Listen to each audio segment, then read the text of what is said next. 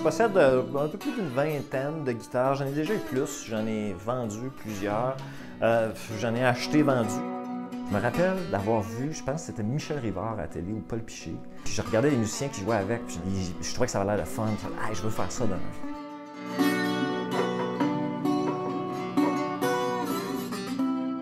En 2001, finalement, j'ai passé une audition puis je suis parti au cirque.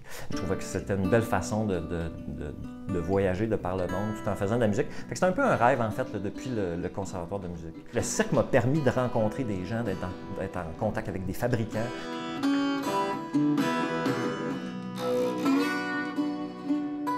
Des choses fantastiques que j'ai pu faire à travers le cirque, ça a été entre autres d'acheter des instruments magnifiques, mais aussi d'en apprendre. En Chine, j'ai appris à jouer un peu du pipa ici, qui est un luth chinois, et j'avais commencé à suivre des cours dans une école là-bas. Alors quand il avait su que j'étais guitariste du Cirque du Soleil, à ce moment-là, il avait trouvé ça bien intéressant. Alors il m'avait fait rencontrer une journaliste du Shanghai Daily, qui est le quotidien anglophone de Shanghai. Alors j'avais eu un article pour moi, donc je suis sur la une du Shanghai Daily du 3 août 2007.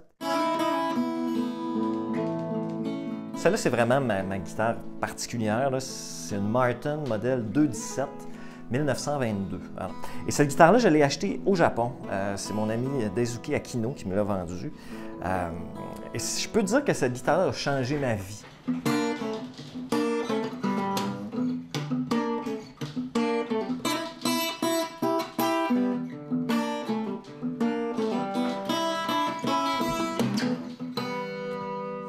Le manche correspond à mes mains, la grosseur, le format, c'était vraiment tout un univers qui s'est ouvert à moi.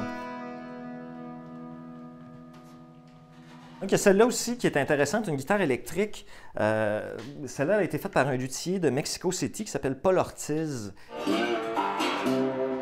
Quand je l'ai essayé la première fois, c'était vraiment magique. J'étais vraiment impressionné par cette guitare-là. Quand je suis revenu en 2009, c'était clair, j'avais envie de revenir ici pour plusieurs raisons.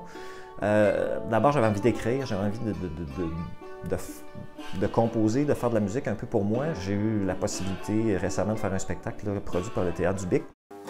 Pas de TV, pas de radio. Le plus gros événement de toute la région, c'est la construction. Tout le monde suit ça pareil. Salut Claude! Salut Sébastien! Je te parlais de belles rencontres que j'ai faites à cause de la guitare un peu partout. Ben, au Bic, Claude, c'est définitivement une belle rencontre. C'est le paradis ici, c'est le paradis de la guitare et des guitaristes. C'est toujours un grand plaisir de venir visiter Claude. Je passe quand même pas mal de temps ici à venir essayer des guitares. Claude m'en a vendu. Je vais sans doute en acheter d'autres. C'est celle-là, Sébastien. Toi, une nationale. Ouais. C'est récent. C'est usagé, mais...